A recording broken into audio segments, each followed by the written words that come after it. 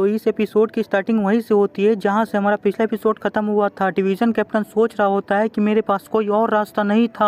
आगे law enforcement hall के leader सनवू से कहता है कि यून क्लैन के लीडर यून सनवू, आखिरकार तुम्हारे पास क्या क्वालिफिकेशन है जिससे तुम इन दोनों को यहाँ पे डिफेंड कर सको। ये सुन के सनवू कहता है ये जो मेंटर है वो वुलिंग ग्रुप और माउंट वा शेख से जुड़ा हुआ है जो एम्परर के ऑर्डर के अंदर आता है, और इन दोनों ने ही मेरी रिक्वेस्ट पे इस मैटर के अंदर इन्वॉल्व हुए थे और मेरे साथ वहाँ पे आए थे, और साथ ही साथ तुम उन दोनों को सजा देने की कोशिश कर रहे हो जिसे एम्परर से प्रशंसा मिली है। तो फिर ये जाहिर सी बात है कि मैं इन दोनों को यहाँ पे डिफेंड करूँ और इन सभी चीजों की रिपोर्ट एम्परर को दूँ। ये सुनकर लॉ इन्फोर्समेंट हॉल के लीडर चिल्लाते हुए कहते हैं कि ये पूरी तरह से इंपीरियल फैमिली से जुड़ा हुआ नहीं है बल्कि ये मुरिम यूनियन से जुड़ा हुआ है। सनवू कहता है कि हाँ मुझे इसके बारे में पहले से ही पता है, लेकिन मैं यहाँ पे बस अपना काम करने के लिए आया हूँ, इसलिए मुझे अपना काम करने दीजिए और इस ट्रायल को आगे बढ़ाइए। ये सुन के लॉ इन्फोर्समेंट हॉल के लीडर को काफी ज्यादा गुस्सा आता है। वो कहता है कि सच में ये लड़का यहाँ पे काफी ज्यादा घमंडी बन रहा है। यही सोच कर वो काफी ज्यादा गुस्से में सनवू को जैसे कुछ बोलने जा रहे होते हैं तभी यांगजा पीछे से उन्हें टेलीपैथी की मदद से कहता है आपको शांत हो जाना चाहिए क्योंकि ये ट्रायल हमारे लिए ज्यादा इम्पोर्टेंट है इन सभी चीजों से, और वैसे भी अगर हम इंपीरियल फैमिली के खिलाफ जाते हैं तो हमारे लिए वैसे भी कुछ अच्छा नहीं होगा।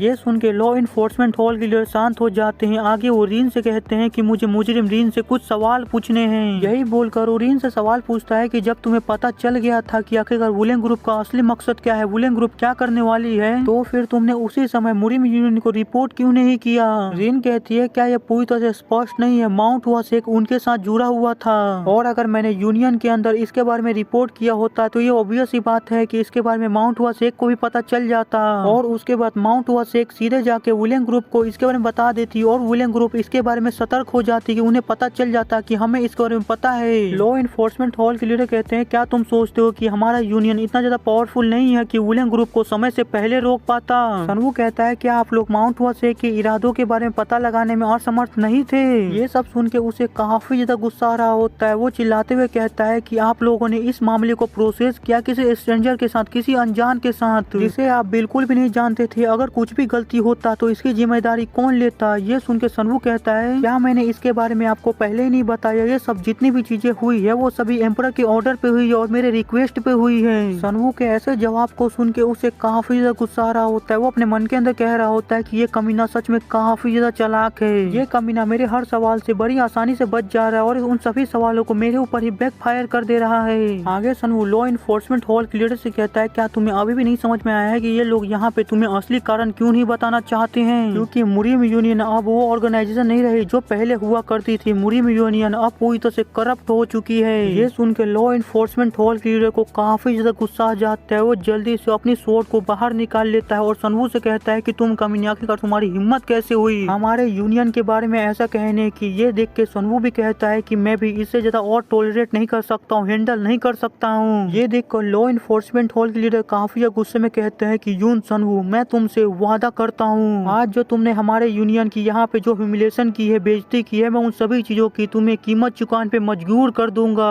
ये देखकर सनवू भी काफी ज्यादा गुस्से में अपनी पावर को रिलीज करते हुए कहता है कि इसे भूलना मत कि आखिरकार किसने अपनी स्वॉर्ड पहले बाहर निकाली। वहाँ पे ये सब चल ही रहा होता है कि तभी पीछे से कोई लॉ इन्फोर्समेंट हॉल के लीडर से कहता है लॉ इन्फोर्समेंट हॉल के लीडर आखिरकार तुम इतना ज्यादा शोर क्यों मचा रहे हो। इस आवाज को सुन के लॉ इन्फोर्समेंट हॉल के लीडर पूरी तरह से घबरा जाता है। उसके ऐसे रिएक्शन को देख के सनवू भी पीछे मुड़ के देखता है। वो जैसे पीछे मुड़ के देखता है तो वो देखता है वहाँ पे एक पर्सन खड़ा होता है, और तभी हमें इस पर्सन के बारे में बताया जाता है कि ये पर्सन कोई और नहीं बल्कि मुरिम यूनियन का लीडर होता है और इसे स्वॉर्ड एम्परर चियो ग्योन कहा जाता है। तभी हमें वहीं पे लॉ इन्फोर्समेंट हॉल के लीडर को दिखाया जाता है जो मुरिम यूनियन के लीडर को यहाँ पे देख के काफी ज्यादा घबरा गया होता है। वो अपने मन के अंदर कह रहा होता है कि आखिरकार यूनियन लीडर यहाँ पे क्या कर रहे हैं। वो तो 1 महीने के लिए बाहर गए हुए थे, लेकिन फिर अचानक से वो इतनी जल्दी वापस कैसे आ गए। आगे रिन और जुर्गन यूनियन लीडर को ग्रीट करते हैं और अपना इंट्रोडक्शन देते हैं यूनियन लीडर को। आगे यूनियन लीडर कहता है कि मुझे माफ करना, ये मामला कुछ ऐसा था जो मेरे कानों तक पहुंचने में असमर्थ रहा, मुझे इसके बारे में कुछ भी नहीं पता था, या फिर मैं ये कहूँ कि ये डिसीजन किसी इंडिपेंडेंट किसी अकेले इंसान के द्वारा लिया गया है। ऐसा यूनियन लीडर यांगजा को देखते हुए कह रहे होते हैं और वहीं पे यांगजा बड़ी आराम से शांति से बैठा हुआ होता है। फिर हमें लॉ इन्फोर्समेंट हॉल के लीडर को दिखाया जाता है जिसकी हालत काफी ज्यादा खराब होती है। वो काफी ज्यादा घबराया हुआ होता है। वो अपने मन के अंदर कह रहा होता है कि यूनियन लीडर साफ साफ ये दिखा रहे हैं कि उन्हें उन्हें इस डिसीजन से काफी ज्यादा प्रॉब्लम है, वो इस डिसीजन से बिल्कुल भी सेटिस्फाई नहीं है। और वहीं पे सनवू उसे देखते हुए सोच रहा होता है कि अच्छा ये इंसान मुरिम यूनियन का लीडर है। आगे union leader law enforcement hall के लीडर से कहते हैं कि हमारे यूनियन के अंदर एक रूल है कि हमारी स्वॉर्ड सिर्फ डिमोनिक लोगों से लड़ने के लिए बाहर निकलनी चाहिए। तो आखिरकार यहाँ पे तुम्हारी स्वॉर्ड अभी क्यों निकली हुई है? क्या यहाँ पे कोई डिमोनिक सेक्ट का पर्सन है जिससे लड़ने के लिए तुमने यहाँ पे अपनी स्वॉर्ड को निकाला है? लेकिन जितना मैं यहाँ पे अपनी आंखों से देख पा रहा हूँ, यहाँ पे ऐसा कोई भी पर्सन नहीं है जो डिमोनिक सेक्ट से आया हुआ हो। मैं तो बस यहाँ पे एक ऐसे यंग मैन को देख रहा हूँ जो सच में काफी ज्यादा हिम्मत वाला है। वो अपना ओपिनियन यूनियन के सामने रख रहा है बिना किसी हेजिटेशन के।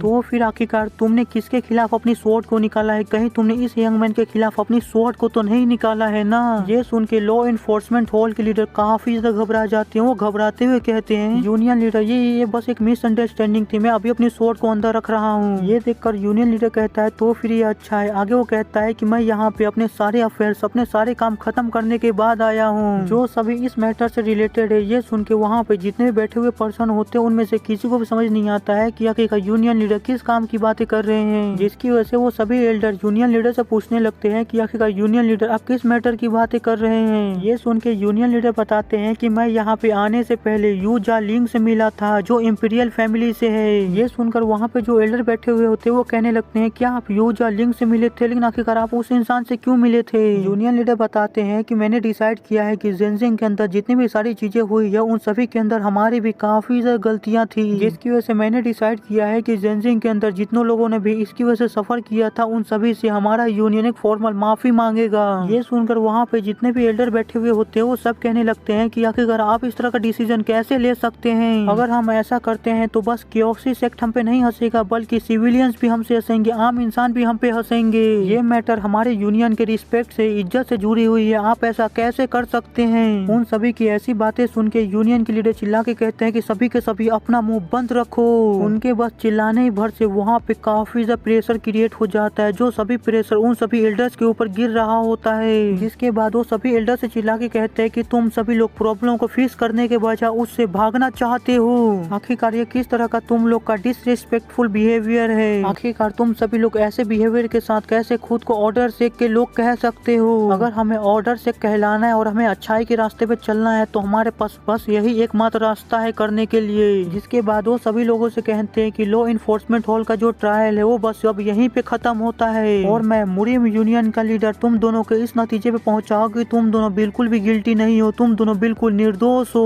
और आगे वो उन दोनों के सामने हाथ जोड़ते हुए कहते हैं कि मैं मुरिम यूनियन का लीडर जो मुरिम यूनियन को रिप्रेजेंट करता हूँ, मैं आप दोनों का काफी ज्यादा शुक्रगुजार हूँ कि आपने हमारी इतनी ज्यादा मदद की और हमारे यूनियन की इज्जत बचा ली। यूनियन लीडर को ऐसा करते हुए देख के जुइगन, रिन और लॉ इन्फोर्समेंट हॉल के लीडर की सबकी पूरी तरह से होश ही उड़ जाते हैं। और उसके बाद जुइगन और रिन यूनियन लीडर को कहते हैं कि यूनियन लीडर आपको ऐसा करने की कोई भी जरूरत नहीं है। और वहीं पे लॉ इन्फोर्समेंट हॉल के लीडर को तो ये देख के काफी ज्यादा गुस्सा आ रहा होता है। वो अपने मन के अंदर कह रहा होता है कि डैमिट आखिरकार यूनियन लीडर करना क्या चाहते हैं? उन्होंने आते ही ट्रायल को खत्म कर दिया और इस तरह का एक्ट कर रहे हैं यहाँ पे, आखिरकार वो करना क्या चाहते हैं? आगे यूनियन लीडर सनवू से कहते हैं कि यून सनवू मैं तुमसे कुछ कहना चाहता हूँ। सनवू कहता है कि हाँ आप जो कहना चाहे कह सकते हैं। ये सुन के यूनियन लीडर कहते हैं कि तुम सच में काफी यंग गोलिन, यंग होने के साथ तुम काफी ज्यादा पावरफुल भी हो। जब मैं तुम्हारी उम्र का था तब मैं भी काफी टैलेंटेड हुआ करता था, लेकिन तुमने तो मुझे भी सरपास कर दिया है, तुम तो मुझसे भी आगे निकल चुके हो।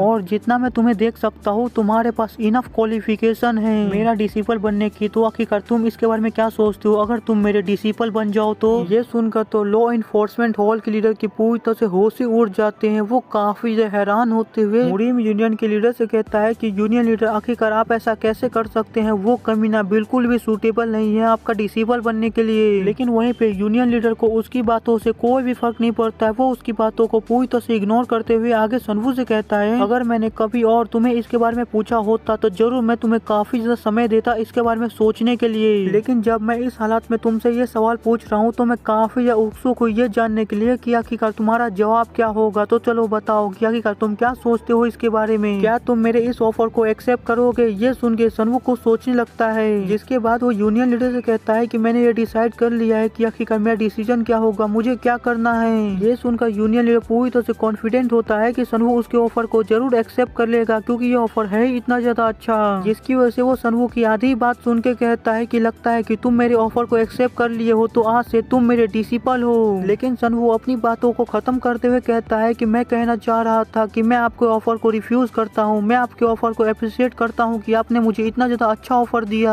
लेकिन फिलहाल में मैं अभी काफी सारे मास्टर को फॉलो करता हूँ, जिसकी वजह से मुझे और भी ज्यादा मास्टर नहीं चाहिए। इसकी वजह से मैं आपके ऑफर को रिफ्यूज करता हूँ, मना करता हूँ। मुझे उम्मीद है कि आप मेरी बातों को और मेरी सिचुएशन को समझेंगे। वहीं पे हमें यूनियन लीडर को दिखाया जाता है जिसकी पूरी तरह से होश ही उड़े हुए होते हैं।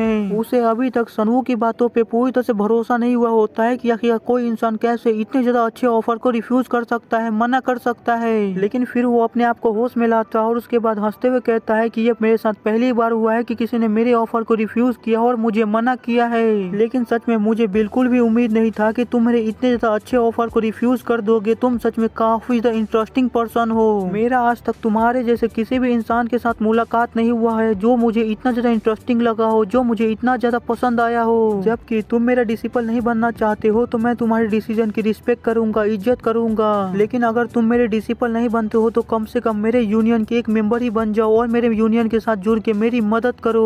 और ये मेरा एक रिक्वेस्ट है, तो प्लीज इसे मना मत करना, प्लीज इसे एक्सेप्ट कर लो।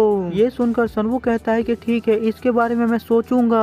फिर हमें यांगजा को दिखाया जाता है जो ऊपर से बैठा हुआ इन सारी चीजों को होते हुए देख रहा होता है और कुछ भी नहीं कह रहा होता है। फिर हमारा सीन चेंज होता है, हमें आधी रात का सीन दिखाया जाता है जहाँ पे यूनियन लीडर अपने कमरे के अंदर बैठे हुए होते हैं और अपने कुछ काम कर रहे होते हैं। तभी अचानक से उनके पीछे कोई पर्सन आ जाता है जिसे महसूस करके यूनियन लीडर कहते हैं, आमतौर पर किसी भी इंसान को मुझसे मिलना होता है या उसे कोई काम होता है तो वो सामने के दरवाजे से आता है, लेकिन तुम पीछे के दरवाजे से आए हो मुझसे मिलने के लिए, जैसे कि तुम कोई चोर हो। आखिरकार क्या हुआ जो तुम्हें इतनी रात को मेरे पास आना पड़ा डिसिपल ब्रदर? वो ऐसा जैसे कहते हैं तभी हमें दिखाया जाता है ये कोई और नहीं बल्कि यांगजा होता है। आगे यूनियन लीडर यांगजा से कहते हैं, क्या तुम यहाँ पे इसलिए आए हो कि मैंने जो सुबह डिसीजन लिया था वो तुम्हें बिल्कुल भी पसंद नहीं आया था? अगर तुम उसके लिए यहाँ पे आए हो तो मैं तुम्हें पहले ही बता दूं कि मेरा बिल्कुल भी मूड नहीं है अपने लिए गए डिसीजन को वापस लेने का, तो तुम यहाँ से जा सकते हो। ये सुनकर यांगजा कहता है कि अगर आप मुझे इजाजत देते हैं तो यहाँ पे मैं अपनी रिपोर्ट को पेश करना चाहता हूँ। ये सुनकर यूनियन लीडर काफी ज्यादा गुस्से में यांगजा को घूरने लगते हैं। ये देखकर यांगजा अपनी जगह से बिल्कुल भी टस से मस नहीं होता है, वो बिल्कुल भी नहीं घबराता है। ये देखकर यूनियन लीडर अपना मुंह फेरते हुए कहते हैं कि ठीक है, तुम्हें जो रिपोर्ट देना है, तुम्हें जो बताना है तुम बता सकते हो।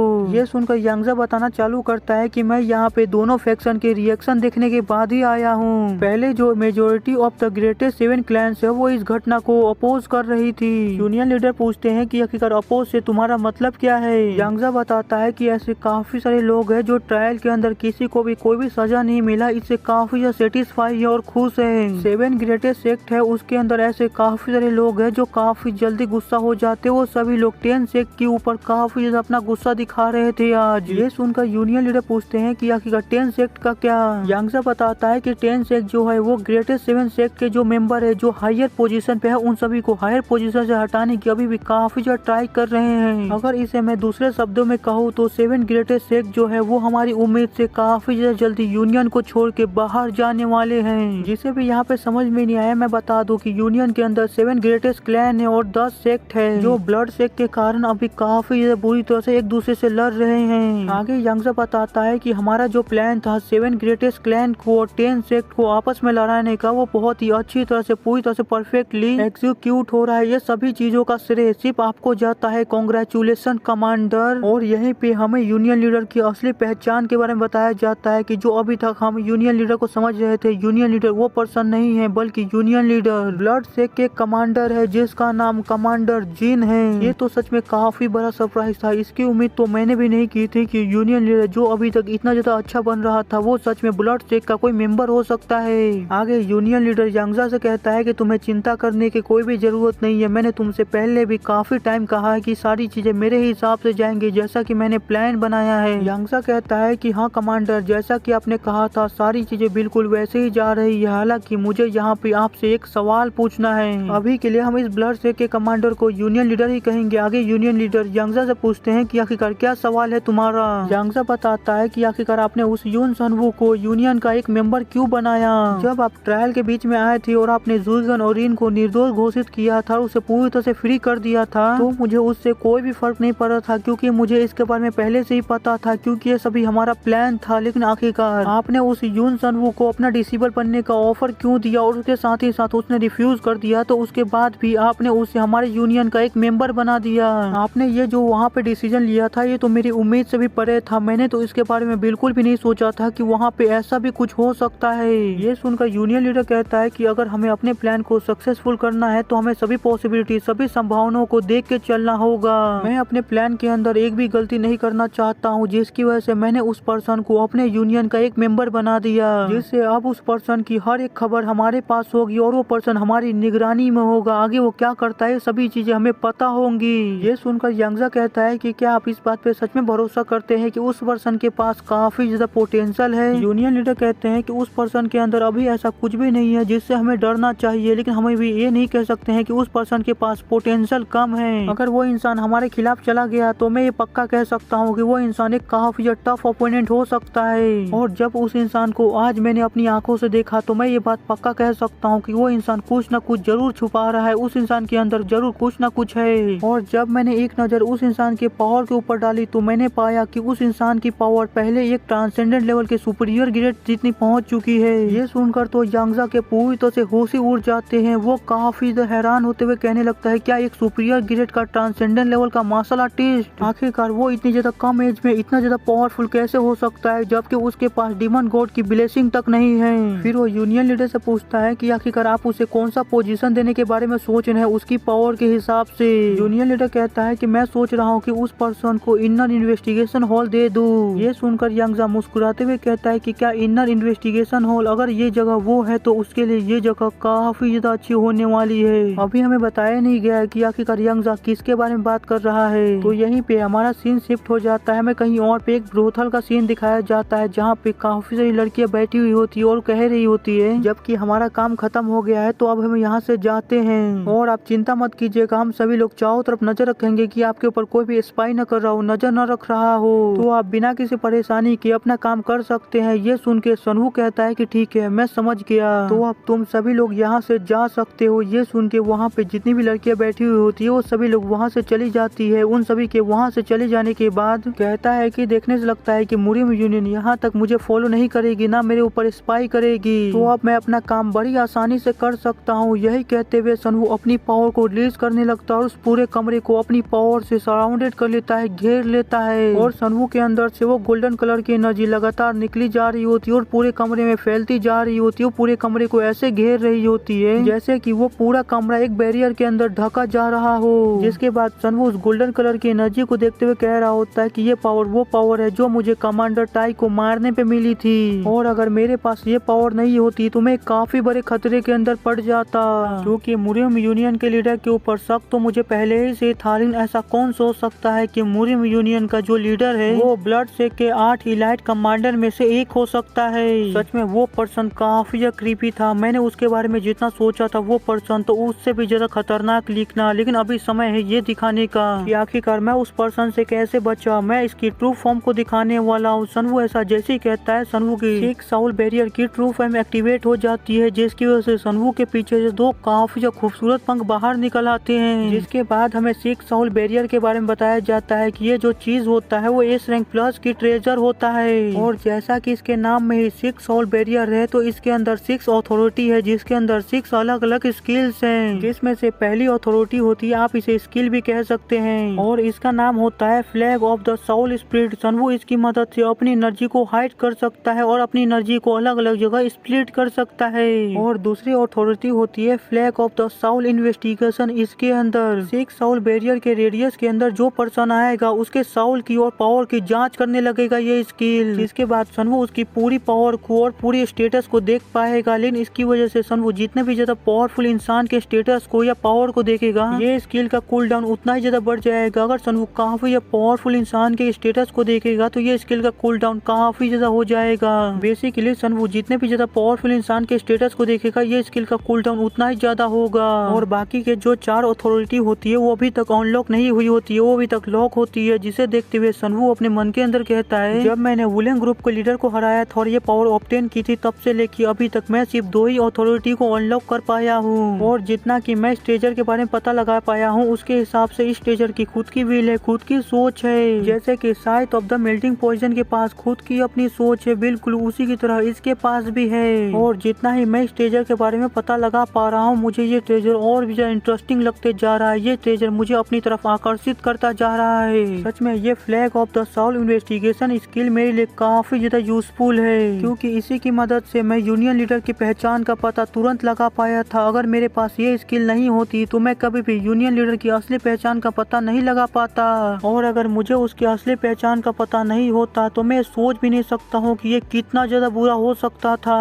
और ये जो स्किल है वो अपने अंदर से कोई भी एनर्जी को रिलीज नहीं करती है, जिसकी वजह से किसी भी इंसान को इसके बारे में पता चलना पूरी तरह से नामुमकिन है। जिसकी वजह से यूनियन लीडर जैसे मेरे इस स्किल के रेडियस के अंदर आया, उसी समय मैंने जल्दी से यूनियन लीडर की आइडेंटिटी का पता लगा लिया, और मैं उसी समय यूनियन लीडर से सतर्क हो गया। तभी हमें यूनियन लीडर की स्टेटस विंडो दिखाई जाती है, जहां हमें दिखाया जाता है यूनियन लीडर भी एक डिजास्टर मॉन्स्टर में से एक होता है, लेकिन उसकी रैंक पूरी तरह से अननोन होती है। और अभी यूनियन लीडर आधा मॉन्स्टर और आधा इंसान होता है, जिसकी वजह से यूनियन लीडर को कोई भी स्पिरिट डोमिनेशन स्किल से इम्यूनिटी मिली हुई होती है। कोई भी इंसान यूनियन लीडर की स्पिरिट को सप्रेस नहीं कर सकता है किसी भी स्किल की मदद से।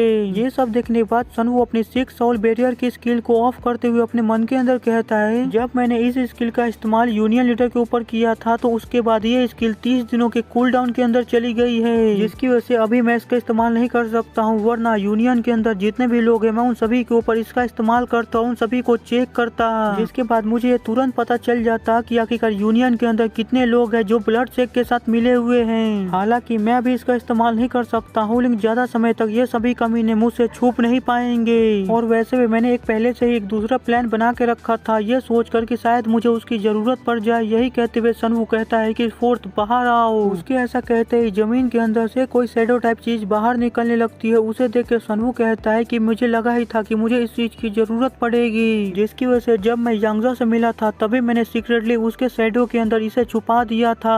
जिसके बाद सनवू शैडो से कहता है कि मुझे वो सारी रिपोर्ट दो जो तुमने यांगजा के शैडो में जाने के बाद सुनी हो या देखी हो। ये सुनते ही वो शैडो बताना चालू कर देता है कि मुझे जहाँ तक पता चला था उसके हिसाब से 7 जो क्लैंस है वो जल्दी ही यूनियन को छोड़ने वाले हैं, और वो लोग सेक्ट और क्लैन को एक दूसरे से अलग करना चाहते हैं, उन दोनों के बीच में दरार लाना चाहते हैं ताकि वो लोग उसका फायदा उठा सके। और दूसरी ये चीज है कि वो आपको इनर इन्वेस्टिगेशन हॉल के अंदर डालना चाहते हैं। ये सुन के सनवू सोचने लगता है कि क्या इनर इन्वेस्टिगेशन हॉल, भले ये शैडो की आवाज पूरी तरह से टूटी फूटी हो, जो ये चीजें मुझे बता रहे हैं वो पूरी आधी अधूरी है, लेकिन फिर भी मैं इसकी आधी अधूरी बातों से भी इसका पता लगा सकता हूँ कि आखिरकार उसके कहने का मतलब क्या है। भले मैं अभी यहाँ पे सारी चीजें बिल्कुल ठीक कह रहा था, लेकिन वो जो शैडो थी वो काफी टूटी फूटी आवाजें में सनवू को सारी चीजें बता रही थी, जिसकी वजह से सनवू को सारी चीजों को समझने में काफी प्रॉब्लम हो रही है। वो सही से उसकी बातों को समझ नहीं पा रहा है, इसकी वजह से वो अंदाजा लगा रहा है कि आखिरकार शैडो इस पर क्या कहना चाहता है। फिर आगे सनवू 7 क्लैंस के बारे में सोच रहा होता है कि 7 क्लैंस यूनियन को छोड़ के जा रही है। कोई ऐसी घटना है जो मेरी दूसरी लाइफ में भी घटी थी, दूसरी वर्ल्ड में, लेकिन ये घटना कुछ समय बाद घटी थी, लेकिन ये चीज अभी इतनी जल्दी क्यों हो रही है। मुझे लगता है कि मैंने जो प्रेजेंट चेंज किया है उसकी वजह से जो घटना बाद में होनी चाहिए थी वो सभी घटना अपने समय से पहले होने लगी है। और इसका मतलब ये है कि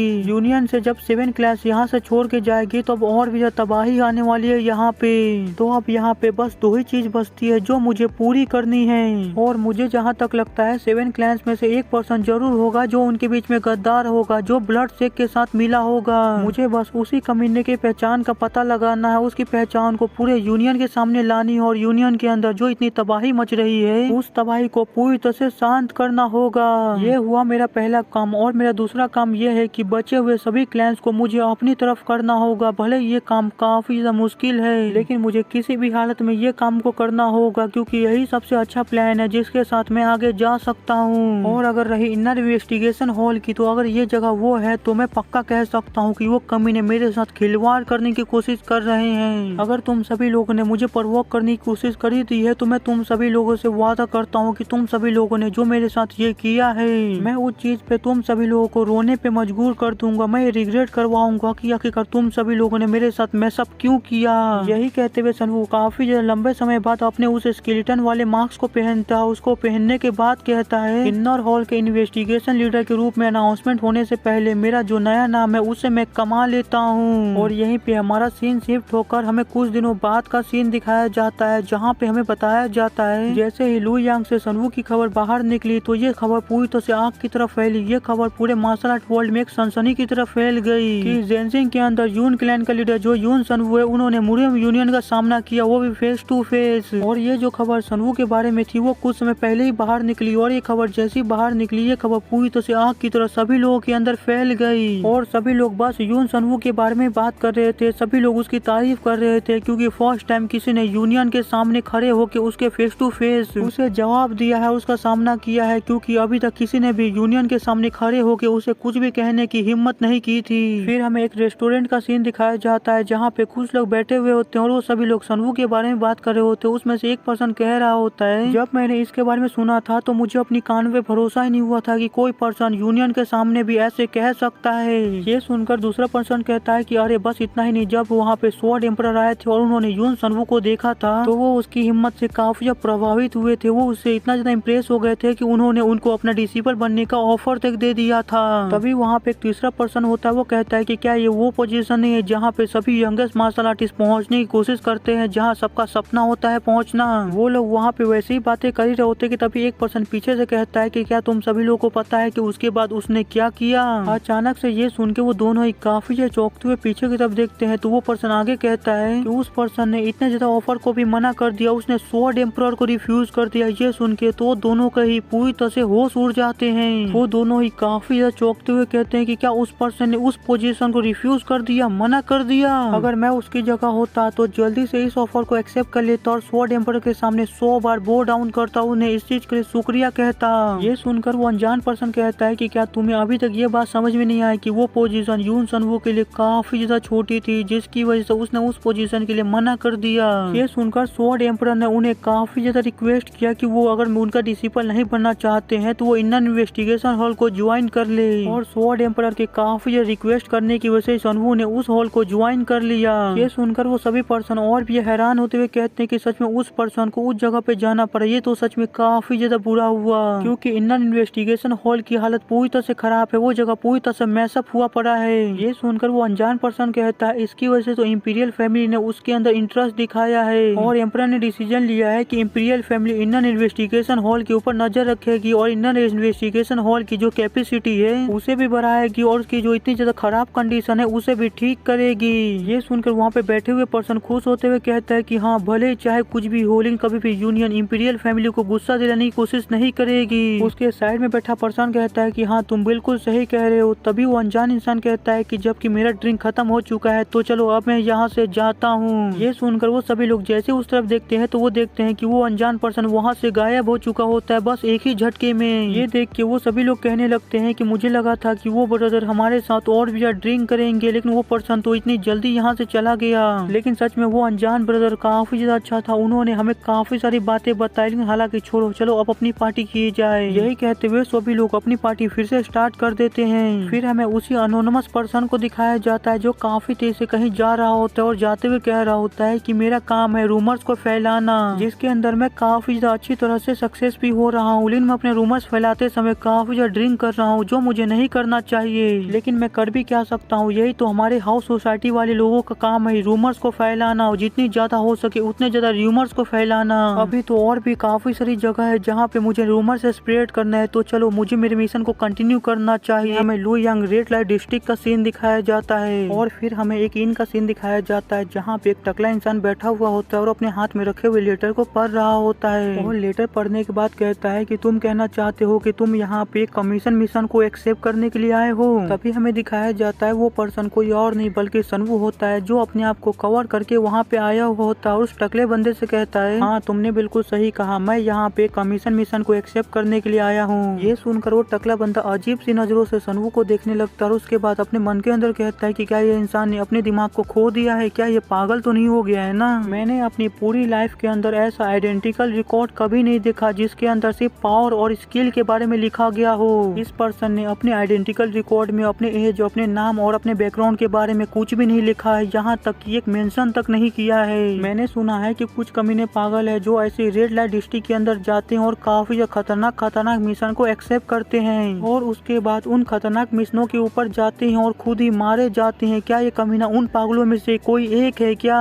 खैर जो भी हो, भले ये कमीना उन पागलों में से कोई एक ही क्यों ना हो, लेकिन मैं इसे जाने से नहीं रोक सकता हूँ। अगर ये जाना चाहता है तो मुझे इसे जाने ही देना होगा। यही सोचकर वो टकला पर्सन सनवू को एक टोकन देते हुए कहता है कि ठीक है, तुम्हारा रजिस्ट्रेशन मिशन हो गया है। और जबकि तुमने कोई भी सेपरेट स्पेशल कमीशन मिशन के बारे में रिक्वेस्ट नहीं किया है तो तुम वहाँ पे कमीशन बोर्ड के ऊपर से कोई भी कमीशन मिशन को सिलेक्ट कर सकते हो जो तुम्हें अच्छा लगता है और जो तुम पूरा कर सकते हो, तो तुम वहाँ पे जाके उस कमीशन मिशन को सिलेक्ट कर सकते हो और उस कमीशन मिशन के ऊपर जा सकते हो। वो टकला बंदा सनवू को ये सब बता ही रहा होता है कि तभी पीछे से कोई पर्सन आता है जो सनवू से कहता है कि एक्सक्यूज मी यंग फेलो, मैं कब से वहाँ से दूर से खड़ा होके तुम्हें ही देख रहा था और मैंने जब देखा कि तुम्हारे आइडेंटिकल रिकॉर्ड के अंदर ये लिखा है कि तुम्हें फॉर्मेशन की स्किल की नॉलेज है, तो ये चीज मुझे काफी से हैरान की और मुझे काफी इंटरेस्ट आ रहा है तुम्हारे अंदर। मैं काफी स्ट्रेट फॉरवर्ड इंसान हूँ, उसकी वजह से मैं सीधे मुद्दे पे आता हूँ। मेरा नाम सीन हियोक है और मैं ब्लड वुल्फ स्क्वाड से हूँ। तो क्या तुम्हें ठीक लगता है? तो क्या तुम मेरे ब्लड वुल्फ स्क्वाड को ज्वाइन करना पसंद करोगे?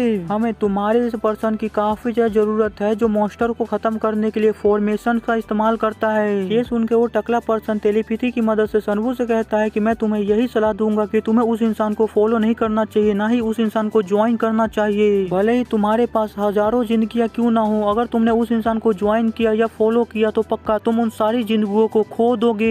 उसकी स्क्वाड कोई ऐसी स्क्वाड नहीं है जहाँ पे बिगनर्स को जाना चाहिए। उसकी स्क्वाड काफी ज्यादा पावरफुल जगहों पे जाती है। अगर वहाँ पे बिगनर्स जाते हैं तो वो लोग कभी भी वहाँ से जिंदा बच के वापस नहीं आ सकते हैं। ये सुनकर सनवू उस ओल्ड मैन से कहता है कि ओल्ड मैन तुम्हें इतना ज्यादा चिंता करने की जरूरत नहीं है, मैं इस चीज को हैंडल कर सकता हूँ। यही कहकर सनवू आके सीन ह्योक से कहता है कि तुम्हारा ऑफर सच में काफी ज्यादा अच्छा है, क्या मैं तुरंत तुम्हारे इस ऑफर को एक्सेप्ट कर सकता हूँ और तुम्हारी ब्लड वुल्फ स्क्वाड को ज्वाइन कर सकता हूँ। ये सुन के सीन ह्योक तुरंत उस चीज के लिए तैयार हो जाता है और यहीं पे हमारा सीन शिफ्ट होके में कहीं और जगह का सीन दिखाया जाता है जहाँ पे काफी सारे कैरेज जा रहे होते हैं। तभी हमें उन कैरेजों के अंदर दिखाया जाता है जहाँ पे काफी सारे लोग बैठे हुए होते हैं और आपस में डिस्कस कर रहे होते हैं कि क्या तुम्हें लगता है कि हम उन खतरनाक मॉन्स्टर से लड़ पाएंगे, हमारे पास इतनी ज्यादा पावर है कि हम उनका सामना कर पाएंगे। ये सुनकर एक दूसरा पर्सन कहता है कि क्या उन्होंने हमसे पहले ही नहीं कहा कि उन्हें बस हमारे स्किल्स की जरूरत है, वो बस हमारे स्किल्स को चाहते हैं। और ऐसे ही वो सभी लोग एक दूसरे की पावर और स्किल के बारे में डिस्कस करने लगते हैं और मिशन के ऊपर क्या करेंगे उन सभी चीजों के बारे में डिस्कस करने लगते हैं। तभी उनमें से एक पर्सन अपने साइड में बैठे हुए इंसान के कान में कहता है, आखिरकार उस पर्सन क्या जो हमारे सामने बैठा हुआ है वो जब से हमारे साथ इस मिशन के ऊपर आया उसने एक शब्द तक नहीं कहा है, वो चुपचाप बस वहीं पे बैठा है। ना ही हम उसके नाम को जानते हैं, ना ही उसके बारे में जानते हैं। मैं आज तक काफी अजीब लोगों से मिला हूँ, लेकिन आज तक मैं इसके जैसे किसी भी अजीब लोगों से नहीं मिला हूँ जो एक हड्डी का मुखौटा पहनता है और अपने आप को इतना ज्यादा छुपा के रखता है। उसके बाजू वाला पर्सन कहता है कि है तुम्हें थोड़ा स्लो बोलना चाहिए, तुम काफी ज्यादा तेज बोल रहे हो, वो पर्सन तुम्हारी बातें सुन लेगा। वो सभी लोग ऐसी बातें कर ही रहे होते हैं कि तभी सनवू के बाजू में एक लड़का आता है जो सनवू से कहता है कि ब्रदर अगर तुम्हें प्रॉब्लम ना हो तो क्या मैं तुम्हारे बाजू में बैठ सकता हूँ। ये सुनकर सनवू उसको कोई भी जवाब नहीं देता है, वो बस उसकी तरफ एक बार देख लेता है तो उसे लगता है कि सनवू ने उसे बैठने की परमिशन दे दी है। जिसके बाद वो लड़का सनवू को उसके बाजू में बैठने के लिए उसे शुक्रिया कहता है और उसके बाजू में बैठते हुए कहता है कि मैं जब से यहाँ पे आया हूँ मैंने देखा है कि सभी लोग एक दूसरे को जानते हैं और मैं यहाँ पे अकेला आया हूँ और मैं यहाँ पे किसी को भी नहीं जानता हूँ, जिसकी वजह से मुझे यहाँ पे काफी अजीब लग रहा था। लेकिन जब मैंने तुम्हें देखा तो मुझे काफी अच्छा लगने लगा कि चलो यहाँ पे कोई और भी है जो मेरे जैसा अकेला है, जो यहाँ पे किसी को भी नहीं जानता है। अरे हाँ, मैंने तुम्हें इतनी सारी बातें बता दी ब्रदर, मैंने अभी तक तो तुम्हें अपना परिचय दिया ही नहीं। मेरा नाम डियोग्यो है और मैं जीपिंग से हूँ। यही कहकर डियोग्यो सनवू को राइस बॉल खाने का ऑफर देता है। ये देखकर सनवू उसे मना करते हुए कहता है कि मुझे माफ करना, लेकिन मैं तुमसे ये चीज को एक्सेप्ट नहीं कर सकता हूँ क्योंकि मैं किसी भी स्ट्रेंजर से कोई भी खाने की सामान नहीं लेता हूँ। वो लड़का कहता है कि ब्रदर आखिरकार तुम्हारा स्ट्रेंजर से क्या मतलब है, मैंने तो तुम्हें अपने नाम और अपने ओरिजिन के बारे में बता दिया, तो हमें स्ट्रेंजर कैसे रहे, अब तो हम पहचान वाले हो गए हैं ना। अभी हम एक मिशन के ऊपर है, हमें जितना हो सके अभी एक दूसरे की मदद करनी चाहिए, तो तुम मेरे ऑफर को एक्सेप्ट क्यों नहीं कर लेते हो। सनवू उस लड़के की मासूमियत को देख के काफी हैरान हो रहा होता है, वो कुछ भी जवाब नहीं दे रहा होता है। आगे वो लड़का सनवू से कहता है, ब्रदर अगर तुम अपना नाम नहीं बताना चाहते हो तो चलो मैं ही तुम्हें एक नाम दे देता हूँ, अब से मैं तुम्हें ह्योंग नीम बुलाऊंगा। तो ब्रदर ह्योंग नीम, अब से मैं तुम्हारी केयर में हूँ, तुम्हें मेरी रक्षा करनी होगी। ये सुनकर सनवू अपने मन के अंदर कहता है कि ये लड़का जितना ज्यादा सिंपल दिखता है ये लड़का उतना ज्यादा सिंपल नहीं है। इस लड़के ने काफी अलग अलग टेक्निक की मदद से अपने अपीयरेंस को चेंज कर रखा है। अगर कोई नॉर्मल मार्शल आर्टिस्ट इस पर्सन को देखेगा तो वो कभी भी पता नहीं लगा पाएगा कि इस पर्सन ने अपने अपीयरेंस को चेंज कर रखा है। क्या ये यहाँ पे मुझे जज करने के लिए आया है, लेकिन उसकी बातें सुनने से लगता नहीं है कि वो मेरी पहचान के बारे में जानता है। चलो इस बारे में बाद में सोचूंगा, अभी जिस मिशन के ऊपर आया हूँ मुझे उस पे ऊपर ध्यान देना चाहिए। सनवू के इतना सोचने के साथ ही वो लोग बस कुछ ही देर में अपने डेस्टिनेशन में पहुंच जाते हैं। जिसके बाद वो सभी लोग जब अपने कैरेज से नीचे उतरते हैं तो वो सभी लोग काफी हैरान हो जाते हैं। वो सभी लोग एक गुफा के सामने खड़े होते हैं। तभी उनके सामने जो पर्सन खड़ा होता है वो चिल्ला के कहता है, अब से हम सभी लोग यहाँ से पैदल इस गुफा के अंदर जाएंगे और ये गुफा क्राउचिंग डिमंस की गुफा है। ये सुनकर वहाँ पे जितने भी आए हुए लोग होते हैं वो काफी ज्यादा भड़क जाते हैं। वो चिल्लाते हुए कहने लगते हैं कि आखिरकार तुम क्या मजाक कर रहे हो हमारे साथ, हमें इस बारे में बिल्कुल भी नहीं पता था कि तुम हमें क्राउचिंग डिमंस की गुफा लेके आने वाले हो। क्या तुम हम सभी लोगों को मरवाने की प्लानिंग कर रहे हो यहाँ पे? हम सभी लोग इसके अंदर बिल्कुल भी नहीं जाएंगे, हम सभी लोग यहाँ से वापस जा रहे हैं, हमें बिल्कुल भी मरने का शौक नहीं है यहाँ पे। वो सभी लोग वहाँ से जाने की बातें कर ही रहे होते हैं कि तभी वहाँ पे एक पर्सन आता है जो सभी लोगों से चिल्ला के कहता है कि सभी के सभी चुप हो जाओ, यहाँ पे कायरो जैसी हरकतें करना बंद करो, ऐसे मत दिखाओ कि तुम कितने बड़े कायर हो। जैसा कि मैंने तुम सभी लोगों को कहा था, तुम सभी लोगों को बस वही काम करना है जिसके लिए तुम सभी लोग यहाँ पे आए हो। लड़ने का जो काम है वो हम ही करेंगे, तुम में से किसी को भी लड़ने की जरूरत नहीं पड़ेगी। बस तुम लोगों को अपनी स्किल्स का इस्तेमाल करना है और हमारी मदद करनी है। क्या तुम सभी लोग मेरी बात को समझ गए? यही कहते हुए वो पर्सन अपनी पावर को भी रिलीज कर रहा होता है। उसकी पावर को देख के वहाँ पे जितने भी आए हुए लोग होते हैं वो काफी हैरान हो जाते हैं। अब उनमें से कोई भी उनके खिलाफ नहीं बोल रहा होता है, जिसके बाद न चाहते हुए भी उन सभी लोगों को उनके साथ आगे जाना पड़ता है। वहीं पे आगे जाते हुए वो लोग कह रहे होते हैं, सच में ये जगह काफी खतरनाक है। तभी एक पर्सन अपने मुंह के ऊपर हाथ रखते हुए कहता है कि सच में इसके अंदर से काफी गंदी स्मेल आ रही है। ये स्मेल इतनी ज्यादा गंदी है कि मुझे ऐसा फील हो रहा है कि जैसे मुझे अभी वो मीटिंग होना चालू हो जाएगा। वो सभी लोग एक दूसरे से ऐसी बातें करते हुए आगे की तरफ जा ही रहे होते हैं कि तभी आगे की तरफ से काफी ज्यादा आवाजें आने लगती है, जिसकी वजह से वो सभी लोग वहीं पे रुक जाते हैं। और बहुत सारे लोग तो उसकी आवाज सुन के ही काफी ज्यादा घबरा जाते हैं। वो काफी ज्यादा घबराते हुए कहने लगते हैं कि आखिरकार ये किस तरह का इतना ज्यादा खतरनाक आवाज था। जैसे जैसे हम इसके और भी अंदर जाते जा रहे हैं ये गुफा तो और भी ज्यादा खतरनाक होती जा रही है। तभी एक दूसरा पर्सन उससे कहता है कि जल्दी से मसाल जलाओ और चेक करो कि आखिरकार ये किस तरह की आवाज थी। ये सुन के एक पर्सन जैसी मसाल जलाता है तो वो अपने ऊपर के नजारे को देख के काफी हैरान हो जाता है। वो काफी घबराते हुए कहता है आखिरकार ये क्या चीज है। जिसके बाद वो पर्सन सभी लोगों से चिल्ला के कहता है कि जल्दी से ऊपर देखो, हमारे ऊपर मॉन्स्टर्स हैं। तभी हमें ऊपर दिखाया जाता है, ऊपर काफी ज्यादा लाल आंखों वाले मॉन्स्टर होते हैं। ये सभी लोग बिल्कुल चमगादड़ की तरह होते हैं, जिन्हें देख के सनवू थोड़ा सीरियस होते हुए कहता है कि फाइनली ये सभी मॉन्स्टर बाहर आना चालू कर दिए हैं। फिर हमें उन बैट्स मॉन्स्टर को दिखाया जाता है जो काफी ज्यादा स्पीड से उन सभी लोगों की तरफ ही जाने लगते हैं। और बस वही नहीं बल्कि वहाँ पे स्पाइडर मॉन्स्टर भी होते हैं, जिन्हें देख के वहाँ पे जितने भी लोग होते हैं वो काफी घबरा जाते हैं। वो चिल्लाते हुए कहने लगते हैं, अरे ये तो टॉक्सिक ब्लड स्पाइडर है और ट्विन हेडेड बैट्स हैं। और वो जो बैट्स मॉन्स्टर और स्पाइडर मॉन्स्टर होते हैं वो काफी तेजी से उन सभी लोगों की तरफ जा रहे होते हैं। और बस वही नहीं बल्कि वो डीमन स्पाइडर्स भी उन लोगों के ऊपर अटैक करने के लिए जा रहे होते हैं। ये देखकर वो जो ब्लड वुल्फ स्क्वाड का लीडर होता है वो सभी लोगों से चिल्ला के कहता है कि जल्दी से सभी लोग बैटल फॉर्मेशन में आ जाओ और लड़ाई के लिए तैयार हो जाओ। ये सुनते ही वहाँ पे जितने भी ब्लड वुल्फ स्क्वाड के लीडर होते हैं वो सभी लोग एक डिफेंसिव फॉर्मेशन के अंदर आ जाते हैं और अपनी वेपन को बाहर निकाल लेते हैं। जिसके बाद जैसे वो टू हेडेड बैट मॉन्स्टर उन लोगों के करीब पहुँचता है, उन लोगों को अटैक करता है, तो वैसे ही वो सभी ब्लड वुल्फ स्क्वाड के मेंबर उन सभी बैट मॉन्स्टर के ऊपर अटैक करने लगते हैं और उन सभी बैट मॉन्स्टर को बड़ी बेरहमी से मारने लगते हैं। जिसे देख के वहाँ पे जितने भी लोग होते हैं वो काफी खुश होते हुए कहने लगते हैं कि आखिरकार ये है ब्लड वुल्फ स्क्वाड की ताकत। तभी एक दूसरा बंदा कहता है कि हाँ, उन्होंने हमसे कहा था कि हमें फाइट करने की कोई भी जरूरत नहीं पड़ेगी, वो बस फाइट करेंगे और हमें बस बैकअप देना है। तो उनके कहने का मतलब ये था कि हमें बस उनके पीछे रहना है और उन्हें बैकअप देना है। जिसके बाद वहाँ पे जितने भी लोग होते हैं वो सभी लोग ब्लड वुल्फ स्क्वाड की तारीफ करने लगते हैं और उसको कहने लगते हैं कि इन सभी मॉन्स्टर को मार दो, इनमें से एक को भी जिंदा मत छोड़ो।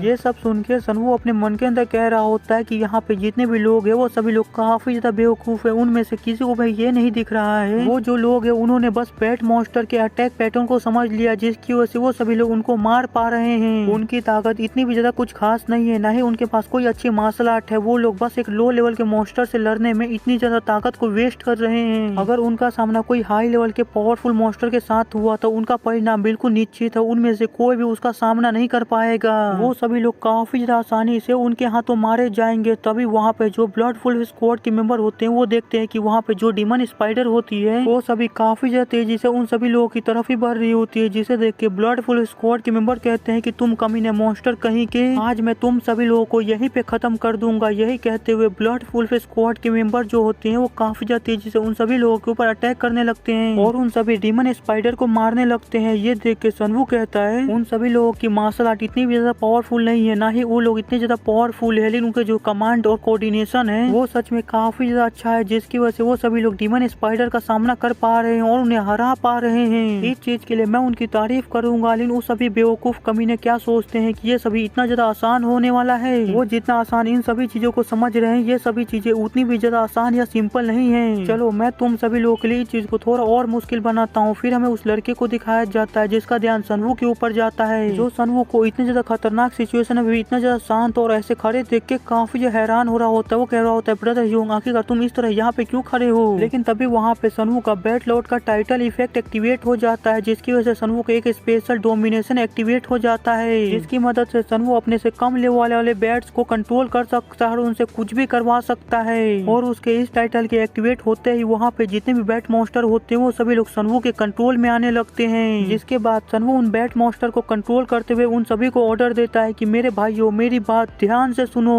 यहाँ पे तुम्हारे जितने भी दुश्मन है उन सभी लोगों को खत्म कर दो बिना किसी हेजिटेशन के। ये सुनते ही वहाँ पे जितने भी बैट मॉन्स्टर होते हैं वो एक टाइप से पूरी तरह से पागल हो गए होते हैं, वो एक बजर्क मोड में चले गए होते हैं। जिसके बाद वो सभी बैट मॉन्स्टर काफी तेजी से उन सभी लोगों की तरफ जाने लगते हैं और वहीं पे ब्लड वुल्फ स्क्वाड के जो मेंबर होते हैं वो काफी आसानी से डीमन स्पाइडर को खत्म कर रहे होते हैं और खत्म करते हुए कह रहे होते हैं कि सच में ये कितना ज्यादा आसान है, इन सभी लो लेवल मॉन्स्टर को खत्म करना तो ये काफी ज्यादा आसान है। वो ये सब कह रहा होता है कि तभी वो अपने सामने किसी चीज को देख के काफी हैरान हो जाता है, वो आगे कुछ कर पाता तभी वहाँ पे एक बैट मॉन्स्टर आ जाता है और उस बंदे के ऊपर अटैक कर देता है। वो बंदा कुछ कर पाता उससे पहले वो बैट मॉन्स्टर उसके ऊपर अटैक करके उसे खत्म कर देता है। अपने साथी के सर को बस एक ही झटके में उड़ते हुए देख के वहाँ पे जितने भी ब्लड वुल्फ स्क्वाड के मेंबर होते हैं वो काफी घबरा जाते हैं। वो घबराते हुए कहने लगते हैं आखिरकार यहाँ पे चल के आ रहा है, अचानक से ये बैट मॉन्स्टर इतने ज्यादा पावरफुल कैसे हो गए? उनका जो अटैक पैटर्न है वो भी पूरी तरह से चेंज हो चुका है। ये सभी लोग बिल्कुल ऐसे अटैक कर रहे हैं जैसे कि ये पूरी तरह से पागल हो चुके हैं। ये लोग बिल्कुल भी पहले जैसा अटैक नहीं कर रहे हैं, लेकिन अचानक से ऐसा कैसे हो सकता है? अभी तक तो सारी चीजें बिल्कुल सही से जा रही थी, अचानक से ये बैट मॉन्स्टर ऐसे कैसे हो सकते हैं? हमने तो यहाँ पे कुछ भी नहीं किया ऐसा। जिसकी वजह से ये बैट मॉन्स्टर बजक मोड में चले जाए और इस तरह पागलों की तरह अटैक करने लगे। और वहीं पे जो उनका लीडर होता है वो काफी परेशान होते हुए अपने मन के अंदर कहने लगता है कि अचानक से सभी बैट हमें पीछे धकेलने लगे, हम इनसे कमजोर पड़ने लगे हैं। जिसके बाद वो अपने सभी साथियों से चिल्ला के कहता है कि यहाँ पे ब्लड वुल्फ स्क्वाड के जितने भी मेंबर है वो सभी लोग मेरी बात ध्यान से सुने,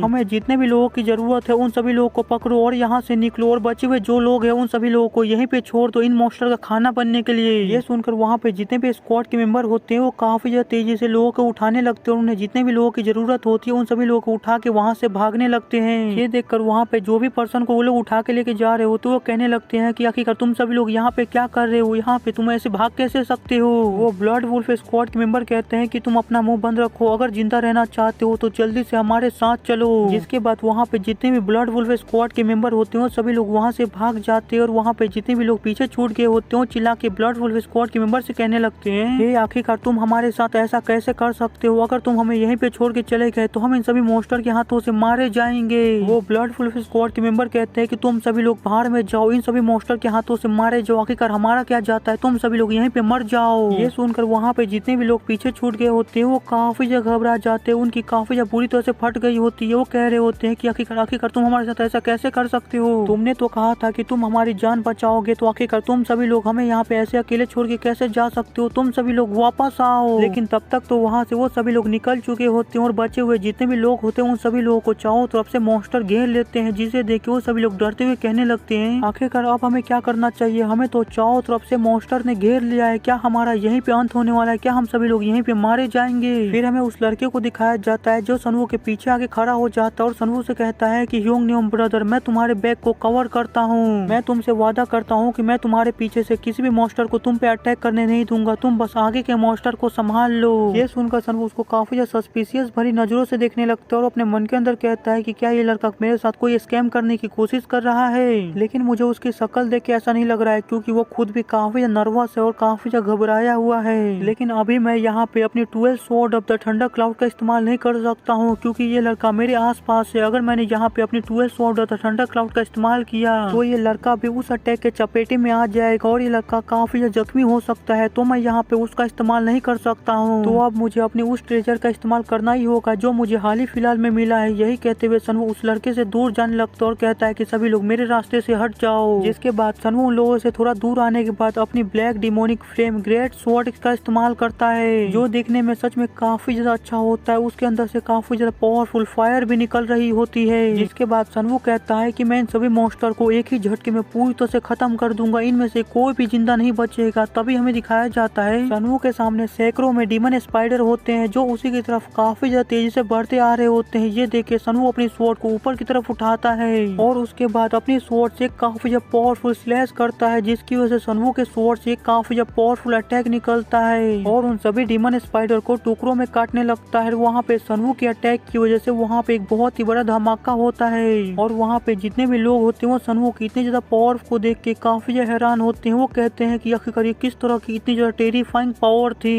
जो बस एक ही झटके में इतने ज्यादा डीमन स्पाइडर को खत्म कर दिया, यहाँ तक कि उनकी राख भी नहीं बची। और वहीं पे सनवू अपने स्वॉर्ड को देखते हुए कह रहा होता है कि सच में ये आइटम तो काफी ज्यादा ओवर पावर है, सच में ये आइटम तो मुझे काफी ज्यादा पसंद आया। ये देखकर तो वहाँ पे जितने भी खड़े लोग होते हैं उनके मुंह खुले के खुले रह जाते हैं। वो काफी ज्यादा हैरान होते हुए कह रहे होते हैं आखिरकार ये किस तरह की इतनी ज्यादा टेरिफाइंग पावर थी जिसकी मदद से इस बंदे ने अपने एक ही अटैक में इन सभी डीमन स्पाइडर को खत्म कर दिया जो इतने ज्यादा ताकतवर थे। तो यहीं पे हमारा सीन शिफ्ट होता है। फिर हमें उन लोगों को दिखाया जाता है जो ब्लड वुल्फ स्क्वाड के साथ भागे हुए होते हैं। वो सभी लोग हाँफते हुए कह रहे होते हैं आखिरकार हम सभी लोग उन सभी खतरनाक मॉन्स्टर से बच के निकल पाए। वो सभी लोग सच में काफी ज्यादा पावरफुल थे, अगर हम वहाँ पे रुकते तो हम भी उन सभी लोगों के साथ मारे जाते। मुझे सच में उन पीछे छूटे हुए लोगों के लिए काफी ज्यादा बुरा लग रहा है। वो लोग तो उन सभी मॉन्स्टर के हाथों अभी तक तो मारे गए होंगे। ये सुनकर एक दूसरा पर्सन कहता है कि हम सभी लोग वहाँ से जिंदा बच के निकल पाए ये सिर्फ ब्लड वुल्फ स्क्वाड की वजह से हुआ है। अगर ब्लड वुल्फ स्क्वाड ने हमें नहीं बचाया होता तो हम भी उन सभी के साथ अभी तक मारे गए होते। जिसके बाद वो सभी लोग ब्लड वुल्फ स्क्वाड का शुक्रिया करने लगते हैं उनकी जान बचाने के लिए। उन सभी लोगों की बातें सुन के वहाँ पे जो ब्लड वुल्फ स्क्वाड का लीडर होता है वो काफी जोर जोर से हंसने लगता है। ये देखकर उनमें से एक बंदा काफी ज्यादा घबराते हुए ब्लड वुल्फ स्क्वाड के लीडर से पूछता है कि आखिरकार क्या हुआ, आप इस तरह क्यों हंस रहे हैं। लेकिन तभी उन सभी लोगों में से एक की नजर सामने की तरफ जाती है, जिसके बाद वो बंदा काफी ज्यादा चौंकते हुए सभी लोगों से कहता है कि वहाँ पे देखो। उसकी बातें सुन के जब सभी लोग वहाँ पे देखते हैं तो वो देखते हैं कि वहाँ पे एक अल्टार बना हुआ होता है और वहाँ पे काफी ज्यादा ब्लड लगे हुए होते हैं, जिसे देख के वो सभी लोग काफी ज्यादा घबरा जाते हैं। वो घबराते हुए कहते हैं वो जगह तो किसी सेक्रीफाइस अल्टार जैसा लग रहा है। आखिरकार तुम सभी लोग करने का क्या प्लानिंग कर रहे हो, क्या तुम सभी लोग हम लोग को यहाँ पे इसलिए लेके आए ताकि तुम वहाँ पे उस जगह अल्टार पे हमारा सेक्रीफाइस दे सको। अगर तुम सभी लोग ऐसा सोच भी रहे हो तो मैं तुम सभी लोग को बता दूं कि ये बिल्कुल भी अच्छा नहीं होगा, मैं तुम सभी लोगों को ऐसे ही नहीं जाने दूंगा। लेकिन वो बेचारा अपनी बात आगे पूरी कर पाता उससे पहले ब्लड वुल्फ स्क्वाड के लीडर आगे बढ़ते हैं, उसके गले के ऊपर अटैक करके उसके गले को उसके धड़ से अलग कर देते हैं और उसके बाद कहते हैं कि आखिरकार तुम्हारी हिम्मत कैसी हुई मेरे सामने इतनी ऊंची आवाज में बात करने की। तो यहीं पे हमारा सीन चेंज होके में फिर से सनवू की तरफ वाले लोगों को दिखाया जाता है जो सनवू को देख के कह रहे होते हैं कि आखिरकार ये पर्सन अब आगे क्या करने वाला है, क्या ये पर्सन आगे हम पे अटैक करेगा। लेकिन तभी सनवू कहता है कि इस गुफा के इनर चेम्बर के अंदर और भी खतरनाक मॉन्स्टर छुपे हुए हैं। अगर तुम सभी लोग यहाँ से आगे जाने का ट्राई भी करते हो तो मैं पक्का कह सकता हूँ कि तुम लोग थोड़ी दूर भी नहीं जा पाओगे और मारे जाओगे। इसकी वजह से अगर तुम सभी लोग जिंदा रहना चाहते हो तो जल्दी से यहाँ से भाग जाओ और अपनी जान बचाओ। सनवू ऐसा जैसे ही कहता है वो सभी लोग बिल्कुल ऐसे भागने लगते हैं कि जैसे वो सभी लोग इसी चीज का इंतजार कर रहे थे। और वहीं पे वो जो लड़का होता है वो लोगों को ऐसे भागते हुए देख के काफी हैरान हो रहा है। तभी वो सनवू के पास आके कहता है कि ह्योंगन्योम ब्रदर, सभी लोग यहाँ से बाहर जा रहे हैं तो तुम भी मेरे साथ बाहर चलो इससे पहले कि यहाँ पे और भी ज्यादा मॉन्स्टर्स आ जाए। सनवू कहता है कि तुम्हें मेरी चिंता करने की जरूरत नहीं है, तुम यहाँ से अकेले बाहर जा सकते हो, यहाँ पे मेरे पास कुछ ऐसे काम है जो मुझे पूरा करके जाने हैं। वो लड़का कहता है कि ह्योंगन्योम ब्रदर मुझे बताओ कि आखिरकार तुम्हारे यहाँ पे ऐसे कौन से काम है, मैं तुम्हारी मदद करूंगा उसे पूरा करने में। सनवू कहता है ये सब तो ठीक है लेकिन आखिरकार मैं किसी ऐसे इंसान के ऊपर कैसे भरोसा कर सकता हूँ जो अपने खुद के फेस को छुपाता घूम रहा है। ये सुनकर तो कुछ समय तक उस लड़के को कुछ भी समझ नहीं आता है कि आखिरकार सनवू ने क्या कहा, लेकिन जैसे उसे रियलाइज होता है कि सनवू के कहने का मतलब क्या है वो सनवू से कहता है कि ठीक है ह्योंगन्योम ब्रदर, मैं समझ गया कि आखिरकार तुम्हारे कहने का मतलब क्या है, तो चलो अब मैं यहाँ से वापस लौट जाता हूँ और तुम्हें गुड लक आगे की जर्नी के लिए। तो यहीं पे हमारा सीन शिफ्ट होकर हमें ब्लड वुल्फ स्क्वाड की तरफ का सीन दिखाया जाता है जहाँ पे उन्होंने सभी लोगों को मार दिया होता है। वहाँ पे बस एक आखिरी इंसान जिंदा बचा हुआ होता है जो अपनी जान की भीख मांग रहा होता है। वो कह रहा होता है कि मुझे जिंदा छोड़ दो, बस मुझे जिंदा छोड़ दो, तुम जो करने को कहोगे मैं वो सभी चीजें करूंगा, बस मुझे जिंदा रहने दो। ये सुनकर वो ब्लड वुल्फ स्क्वाड के लीडर काफी ज्यादा क्रीपी तरीके से हंसते हुए कहता है कि मेरे बारे में बिल्कुल भी बुरा मत सोचो, मैं ये सब इसलिए नहीं कर रहा हूँ कि मेरे अंदर तुम्हारे लिए कोई नफरत है, बल्कि मुझे सारी चीजें मजबूरी में करनी पड़ रही है जिसकी वजह से मुझे ना चाहते हुए तुम्हारा सेक्रीफाइस सेक्रीफाइस यहाँ पे देना होगा। यही कहते हुए वो अपना स्वॉर्ड उस बंदे के ऊपर चला देता है और उस बंदे को वहीं पे खत्म कर देता है। और उसके बाद उसके सर को अपने हाथ में उठाते हुए कहता है कि लगता है कि इतना सेक्रीफाइस काफी होगा हमारे रिचुअल के लिए, तो जल्दी से तुम सभी लोग इन सभी के सर को उठाओ और अल्टार के ऊपर रखना चालू करो। ये सुनकर वो सभी लोग यस सर बोल के सभी सर को उठा के अल्टार के ऊपर रखना चालू कर देता है। और उसके बाद वो कहता है कि जबकि सारी तैयारी हो गई है तो अब समय है कि हमें हमारे रिचुअल को चालू करना चाहिए। वो ऐसा जैसे ही कहता है उसे पीछे से आवाज आती है कि देखने से लगता है कि मैं यहाँ पे आने में लेट नहीं हुआ हूँ। अचानक से इस आवाज को जैसे वो सुनता है जल्दी से वो पीछे मुड़ के देखता है तो वो देखता है कि अंधेरे में से सनू वहाँ से बाहर आ रहा होता है, जिसे देख के वहाँ पे जितने भी लोग होते हैं वो काफी हैरान हो जाते हैं। वो काफी हैरान होते हुए कहते हैं ये तो वेगाबॉन्ड है, लेकिन आखिरकार ये कमीना उन सभी मॉन्स्टर से जिंदा बच के यहाँ पे कैसे आ पाया। अगर आप सभी लोगों को वेगाबॉन्ड के बारे में नहीं पता है तो मैं आप सभी लोगों को वेगाबॉन्ड के बारे में बता दूं कि वेगाबॉन्ड वो लोग होते हैं जो अकेले मिशन पूरा किया करते हैं और अगर उन्हें पार्टी के अंदर जाना हो तो किसी भी पार्टी को ज्वाइन करके मिशन पूरा करने चले जाते हैं। उनकी खुद की कोई भी पार्टी नहीं होती है। आगे ब्लड वुल्फ स्क्वाड का लीडर सनवू की तरफ बढ़ते हुए कहता है कि दोस्त मुझे लगता है कि तुम्हें यहाँ पे कोई मिसअंडरस्टैंडिंग हो गई है इस सिचुएशन को देख के। मैं तुम्हें एक्सप्लेन करता हूँ कि आखिरकार यहाँ पे क्या हुआ था। जब हम वहाँ से कुछ वेगाबॉन्ड्स को उठा के लाए हुए होते हैं, उनकी जान बचाए हुए होते हैं, तो उसके बाद हम सभी लोग धीरे धीरे करके और भी केव के अंदर आने लगे होते हैं। तो तभी हमारा सामना फिर से कुछ मॉन्स्टर के साथ होता है और उन मॉन्स्टर के साथ हमारी फाइट काफी खतरनाक रही और आखिर में भले हम उन सभी मॉन्स्टर को मारने में कामयाब रहे, लेकिन मरने से पहले उन सभी मॉन्स्टर ने इन सभी वेगाबॉन्ड को मार दिया। अगर ये सभी लोग मरे गए थे तो हमने सोचा कि क्यों न इनका सेक्रीफाइस दे दिया जाए। इसकी वजह से हमने सभी वेगाबॉन्ड्स का सर इस अल्टार के ऊपर रखा है। मुझे लगता है कि अब तुम्हारी मिसअंडरस्टैंडिंग दूर हो गई होगी ब्रदर। ऐसे ही बोलते बोलते वो सनवू के काफी करीब पहुंच जाता है और उसके बाद जल्दी से अपनी स्वॉर्ड को बाहर निकाल लेता है और सनवू के ऊपर एक सरप्राइज अटैक कर देता है। और अटैक करते हुए सनवू से कहता है कि तुम कमीने, तुम भले उन सभी मॉन्स्टर को मार के यहाँ पे जिंदा बच के आ पाए हो, लेकिन इसका कोई भी मतलब नहीं होगा। तुम अभी मेरी स्वॉर्ड से यहीं पे मरने वाले हो। तभी हम देखते हैं कि उसकी स्वॉर्ड सनवू के काफी करीब पहुंच गई होती है, लेकिन वो अटैक जैसे सनवू को लगने वाला होता है, सनवू बिल्कुल एंड टाइम पे पीछे की तरफ झुक के बड़ी आसानी से उस अटैक को डॉज कर लेता है। ये देखकर तो ब्लड वुल्फ स्क्वाड के लीडर की पूरी तरह से होश ही उड़ जाते हैं, क्योंकि सनवू ने उसके इतनी ज्यादा तेज अटैक को, ऊपर से सरप्राइज अटैक था, उसे डॉज कर लिया, वो भी इतनी ज्यादा आसानी से। वो वहाँ पे हैरान हो ही रहा होता है कि तभी सनवू जल्दी से अपनी स्वॉर्ड को बाहर निकालता है और ब्लड वुल्फ स्क्वाड के लीडर ने जिस हाथ से सनवू के ऊपर अटैक किया होता है उसे एक ही झटके में काट देता है, जिसकी वजह से वो काफी जख्मी हो जाता है और जख्मी होकर जमीन के ऊपर गिर जाता है और दर्द में काफी जोर जोर से चिल्लाने लगता है। ये देखकर वहाँ पे जितने भी ब्लड वुल्फ स्क्वाड के मेंबर होते हैं वो काफी गुस्सा हो जाते हैं। वो सनवू को गाली देते हुए कहते हैं कि आखिरकार तुम कमीने, आखिरकार तुम्हारी हिम्मत कैसे हुई हमारे लीडर के ऊपर अटैक करके उनके एक हाथ को काटने की। तभी सनवू कहता है कि तुम सभी कमीने जब 3 महीने पहले इस केव के अंदर एंटर किए थे यहाँ के सभी मॉन्स्टर को खत्म करने के लिए, तभी तुमने इस अल्टार को ढूंढना था और मुझे पक्का पता है तुम्हें इस अल्टार के ऊपर एक बुक मिली हुई होगी जो कि एक डिमोनिक बुक होगी जिसे डिमोन लॉर्ड ह्योक मुक डोक ने लिखा होगा।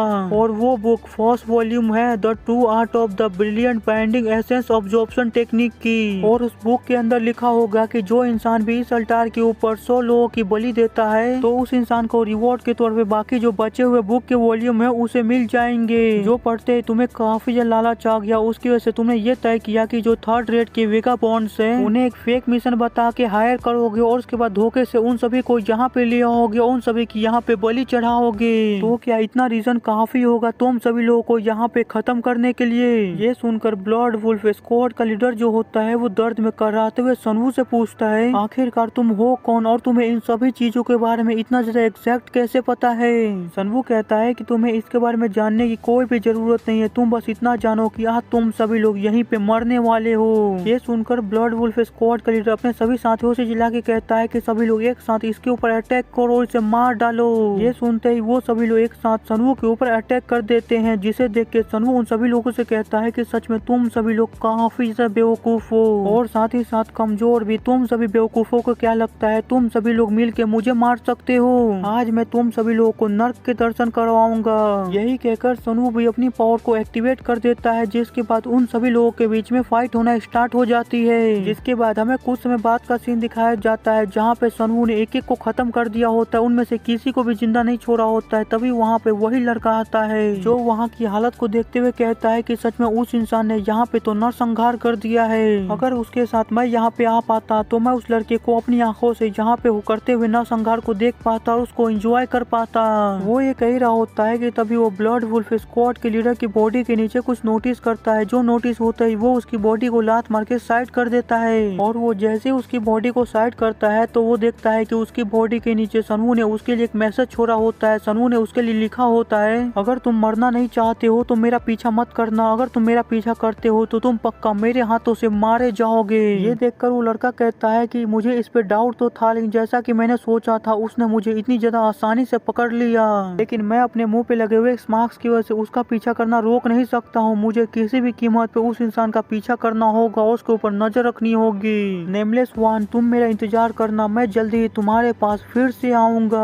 हमें एक स्केलेटन को दिखाया जाता है जिसके चारों तरफ काफी ज्यादा पैसा और सोना होता है और वहीं पे कोई पर्सन कह रहा होता है कि आखिरकार गुगवान अभी तक क्यों नहीं आया, हम काफी लंबे समय से उसका इंतजार कर रहे हैं, लेकिन अभी तक तो उसे आ जाना चाहिए था, लेकिन आखिरकार वो इतना ज्यादा लेट क्यों कर रहा है। तभी हमें दिखाया जाता है वहाँ पे उस स्केलेटन के सामने काफी सारे लोग इकट्ठा होते हैं और उन सभी लोगों में वहाँ पे वो पर्सन भी होता है जिसने सनवू को अपनी ब्लड वुल्फ स्क्वाड के अंदर ज्वाइन होने का ऑफर दिया था। आगे उसके साइड में खड़ा पर्सन कहता है कहीं उसका सामना मॉन्स्टर के हाथों तो नहीं हो गया, कहीं वो उनके हाथों मारा तो नहीं गया ना। ये सुनकर वो ब्लड वुल्फ स्क्वाड वाला पर्सन कहता है कि नहीं, वो इतना भी ज्यादा कमजोर नहीं है कि वो उन मॉन्स्टर के हाथों मारा जाए, और true art of the brilliant binding essence of Jason technique को सीखने के बाद तो और नहीं, उसके बाद तो वो बिल्कुल भी नहीं मर सकता है। ये सुनकर वो दूसरा पर्सन कहता है कि हाँ तुम बिल्कुल सही कह रहे हो, लेकिन पता नहीं क्यों मुझे कुछ ज्यादा अजीब फीलिंग आ रही है। तभी हमें इस पर्सन के बारे में बताया जाता है, ये पर्सन ब्लड असेसिन गा चू योंग होता है। ये सुनकर वो ब्लड वुल्फ स्क्वाड वाला पर्सन हंसते हुए कहता है आखिरकार वो आए या ना इससे क्या फर्क पड़ता है, अगर वो मारा भी जाता है तो हमें इससे कोई भी नुकसान नहीं होगा, क्योंकि हम यहाँ पे जो चीज को ऑब्टेन करने के लिए आए हैं हमने उसे ऑब्टेन कर लिया है। The true art of the brilliant binding essence of Jason की बची हुई वॉल्यूम। वो असेसिन भी हंसते हुए कहता है कि हाँ तुम बिल्कुल सही कह रहे हो, अगर वो नहीं भी आता है तो हमें इससे कोई भी मतलब नहीं होगा, और जबकि हमें ये बची हुई वॉल्यूम मिल गई है तो लगता है कि हम इसकी मदद से अब असेंडेंट लेवल तक रीच कर सकते हैं। वो ब्लड वुल्फ वाला पर्सन कहता है कि हाँ तुम बिल्कुल सही कह रहे हो, सच में ये टेक्निक काफी ज्यादा पावरफुल है, इसकी मदद से हम असेंडेंट लेवल पे बड़ी आसानी से जा सकते हैं। अरे हाँ, यहाँ पे एक और इम्पोर्टेंट चीज है जो मुझे ग्योंग नीम के यहाँ से आने से पहले खत्म करनी होगी। वो असेसियन भी हंसते हुए कहता है कि हाँ मुझे पता है कि आखिरकार तुम क्या सोच रहे हो, मुझे अच्छी तरह से पता है कि तुम क्या करने का ट्राई करने वाले हो। अभी यहाँ पे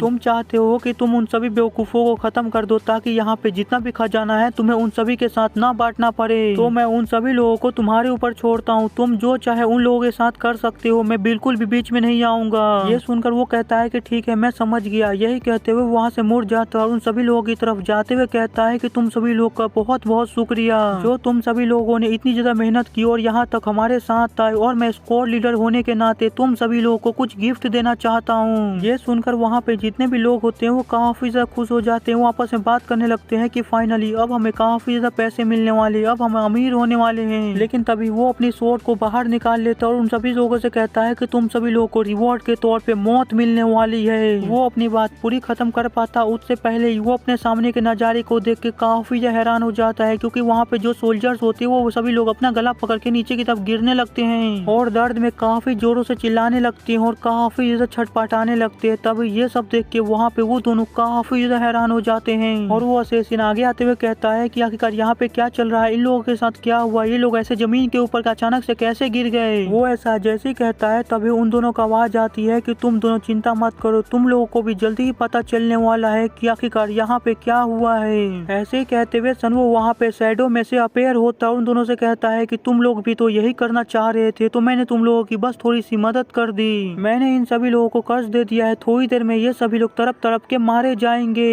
तुम दोनों ने जो प्लान बनाया था उसमें कुछ भी चेंजेस नहीं हुए, सिर्फ एक चीज को छोड़ के तुम दोनों ने सोचा था कि तुम दोनों इन लोगों को मार के अकेले इन सभी खजानों को हड़प लोगे, लेकिन अब तुम दोनों भी इनके साथ यहीं पे मरोगे। सनवू को वहाँ पे देख के वो ब्लड वुल्फ स्क्वाड वाला पर्सन काफी हैरान हो जाता है। वो हैरान होते हुए कहता है कि क्या तुम वही पर्सन हो जिसे मैंने रिक्रूट किया था, आखिरकार तुम कमीने तुम यहाँ पे क्या कर रहे हो, मैंने तो तुम्हें गोंग नीम के साथ भेजा था, लेकिन आखिरकार तुम यहाँ पे क्या कर रहे हो। ऐसा जैसे कहता है उसे कुछ रियलाइज होता है, जिसे रियलाइज होते ही वो कहता है कि एक मिनट रुको, जबकि तुम यहाँ पे अकेले आए हो तो कहीं तुमने उसे मार तो नहीं दिया, आखिरकार तुमने कमीने उसके साथ क्या किया, मुझे जल्दी से सारी बातें बताओ। सनवू कहता है तुम काफी उतावले हो रहे हो ये जानने के लिए कि आखिरकार मैंने उसके साथ क्या किया, तो तुम चिंता मत करो, तुम्हें जल्दी ही पता चल जाएगा कि आखिरकार मैंने उस पर्सन के साथ क्या किया। ये सुनकर वो वो असियन सनवू के ऊपर चिल्लाते हुए कहता है कि तुम कमीने, तुम चारों तरफ से लोगों के साथ घिरे हुए हो, फिर भी तुम इस तरह यहाँ पे ऐसी बातें कर रहे हो। लेकिन सनवू उसकी बातों पे कोई भी ध्यान नहीं देता। आगे वो उस स्केलेटन को देखते हुए कहता है कि ये स्केलेटन डीमन लॉर्ड की बॉडी है, सच में ये काफी इंटरेस्टिंग है। जिसके बाद सनवू अपनी पावर को रिलीज करते हुए कहता है कि जबकि तुमने यहाँ पे मुझे काफी इंटरेस्टिंग चीज दिखाई है तो मेरा भी फर्ज बनता है कि मैं भी तुम्हें रिटर्न के तौर पे काफी इंटरेस्टिंग चीज दिखाऊं। लेकिन वहीं पे जो असेसियन लीडर होता है ये देखता है कि सनवू उसको काफी ज्यादा गंदा इग्नोर कर रहा है, तो उसकी वजह से उसे काफी ज्यादा गुस्सा आ जाता है। तो उसके बाद उसकी तरफ के जितने भी सोल्जर्स होते हैं उन सभी को वो कमांड देते हुए कहता है कि जल्दी से इस कमीने के ऊपर अटैक करो, इसे बहुत ही बुरी तरह से मार डालो यहीं पे। ये सुनते ही उसकी तरफ के जितने भी सोल्जर्स होते हैं वो सभी एक साथ सनवू के ऊपर अटैक कर देते हैं। ये देखकर सनवू भी अपनी बॉडी के अंदर से अपनी काफी पावर को रिलीज करने लगता है। उसके बाद कुछ हैंड साइन बना के वहाँ पे समन करने लगता है, जिसकी वजह से वहाँ पे काफी ज्यादा पावर रिलीज होने लगती है और वहाँ पे जितने भी सोल्जर सनवू के ऊपर अटैक कर रहे होते हैं सभी पीछे की तरफ धकेले जाते हैं। और तभी सनवू वहाँ पे दुल्हन को समन कर लेता है जो एक काफी बड़ा नाइट लग रहा होता है। उसका सर उसके हाथ में होता है, वो काफी ज्यादा पावरफुल होता है। और वहीं पे जो सोल्जर नीचे गिर गए होते हैं वो दुल्हन को देख के काफी घबरा जाते हैं। वो घबराते हुए कह रहे होते हैं कि आखिरकार ये क्या चीज है, ये तो एक सचमुच का राक्षस है, इससे अपनी जान बचाओ और यहाँ से जल्दी से भागो। यही कहकर वो सभी सोल्जर्स वहाँ से भाग के जाने लगते हैं, जिसे देख के दुल्हन अपनी स्वॉर्ड को बाहर निकाल लेता है और अपनी स्वॉर्ड से काफी पावरफुल स्लैश करता है, जो स्लैश काफी तेजी से उन सभी लोगों की तरफ ही जा रही होती है और उन सभी लोगों से टकरा जाती है। वो स्लैश इतना ज्यादा पावरफुल होता है कि वो अटैक जैसे उन सभी सोल्जर से लगता है तो उन सभी की बॉडी बिल्कुल गाजर मूली की तरह बिल्कुल टुकड़ों में कट जाती है। जिसके तुरंत बाद वो ब्लड वुल्फ स्क्वाड वाला पर्सन अचानक से दुल्हन के ऊपर अटैक करते हुए कहता है कि तुम सच में काफी पावरफुल लगते हो, लेकिन इससे कोई भी फर्क नहीं पड़ता है कि तुम चाहे कुछ भी हो या कितने भी ज्यादा पावरफुल हो। अगर मैं अपनी true art of the billion binding essence observation technique का इस्तेमाल करूँ और तुम्हारे सारे पावर को ऑब्जर्व कर लूँ तो तुम यहीं पे खत्म हो जाओगे। यही कहते हुए वो अपनी टेक्निक का इस्तेमाल करता है और दुल्हन की पावर को ऑब्जर्व करने की कोशिश करता है, लेकिन वो दुल्हन के अंदर से कोई भी पावर को ऑब्जर्व नहीं कर पा रहा होता है, जिसकी वजह से वो काफी ज्यादा हैरान होती है। अपने मन के अंदर कहता है आखिरकार यहाँ पे चल क्या रहा है, मैं इस राक्षस के अंदर से कोई भी पावर को महसूस नहीं कर पा रहा हूँ, ना ही कोई भी पावर को ऑब्जर्व कर पा रहा हूँ। वो ऐसा कह ही रहा होता है कि तभी दुल्हन उसके ऊपर अपनी स्वॉर्ड से अटैक कर देता है और उस पर्सन को बिल्कुल सेंटर से आधा आधा काट देता है। और ऐसे एक एक करके दुल्हन वहाँ पे सभी लोगों को मारने लगते हैं। वहाँ पे किसी को भी जिंदा नहीं छोड़ रहा होता और हमें बस उन सभी लोगों की चिल्लाने की आवाजें ही आ रही होती है। ये सब देख के वो असियन काफी घबरा जाता है। वो घबराते हुए कहता है कि आखिरकार ऐसा कैसे हो सकता है, तुमने यहाँ पे एक ही झटके में सभी को मार दिया, लेकिन आखिरकार कोई इंसान इतना ज्यादा पावरफुल कैसे हो सकता है कि वो ऐसा कर पाए, आखिरकार तुम हो कौन, तुम मुझे अपनी असली पहचान बताओ। ये सुनकर सनवू उसके पास जाता है और अपनी एनर्जी को उसके अंदर डालते हुए कहता है कि तुम टू art of the billion binding essence observation technique का इस्तेमाल करते हो ना, तो चलो आज मैं तुम्हें इनफाइनाइट एनर्जी को प्रोवाइड करूंगा और तब तक वेट करूंगा जब तक तुम इस एनर्जी को ऑब्जर्व करते करते फट न जाओ और मारे न जाओ। यही कहकर सनवू उसको अपनी काफी एनर्जी ऑब्जर्व करने के लिए देने लगता है, जिसकी वजह से उस असियन को काफी प्रॉब्लम होने लगती है और बस कुछ ही समय में वो असियन एनर्जी ज्यादा ऑब्जर्व करने की वजह से फट के मारा जाता है। और ये ऑब्वियस सी बात है कि हमें उस असियन को फटते हुए नहीं दिखाया जाता है क्योंकि ये सच में काफी ब्रूटल हो जाता है। फिर हमें अगले सीन में अगले दिन का सीन दिखाया जाता है जहाँ पे सनवू फिर से उसी होटल में वापस आ गया होता है जहाँ पे उसने उस मिशन को एक्सेप्ट किया था। जिसके बाद वो उस टकले को सारी बातें बता रहा होता है कि ब्लड वुल्फ स्क्वाड का जो लीडर था वो डिमोनिक आर्ट का प्रैक्टिशनर था, जिसने वेगाबॉन्ड्स को हायर किया ताकि वो उन सभी लोगों का सेक्रीफाइस दे के डिमोनिक आर्ट को सीख सके और उसे मास्टर कर सके। और इस बाल्टी के अंदर ब्लड वुल्फ स्क्वाड के लीडर का सर है जो मैं सबूत के तौर पे यहाँ पे लेके आया हूँ। वो टकला कहता है तो ब्लड वुल्फ स्क्वाड का लीडर जो था वो डिमोनिक आर्ट का प्रैक्टिशनर था। तभी मैं सोचूं कि अचानक से जो वेगाबॉन्ड्स थे वो अचानक से कहाँ गायब होने लगे, तो यही कमीने हैं जो वेगाबॉन्ड्स को धोखे से ले जाके उन सभी लोगों का सेक्रीफाइस कर रहे थे। सनवू कहता है कि हाँ और तुम चिंता मत करो, मैंने ब्लड वुल्फ स्क्वाड के हर एक मेंबर को मार दिया, मैंने उसे पूरी तरह से वाइप आउट कर दिया, उनमें से कोई भी जिंदा नहीं है। और रही बात उस केव के डीमंस की तो मैंने उसे भी पूरी तरह से खत्म कर दिया, उस केव में अब कोई भी डीमन नहीं बचा है। तो चलो जबकि मैंने तुम्हें सारी चीजें बता दी है तो मैं यहाँ से जाता हूँ और हाँ मेरे रैंक की जो रीएडजस्टमेंट है वो मैं तुम्हारे ऊपर छोड़ता हूँ। और वहीं पे जो टकला बंदा होता है वो काफी हैरान हो रहा होता है। वो अपने मन के अंदर कहता है कि उस समय मुझे ये रियलाइज हुआ कि वेगाबॉन्ड किंग के अलावा कोई ऐसा पर्सन है जो वेगाबॉन्ड्स में सबसे ज्यादा पावरफुल हो सकता है और अपने आप को पूरी दुनिया में क्लेम कर सकता है। और ये है the first appearance ghost face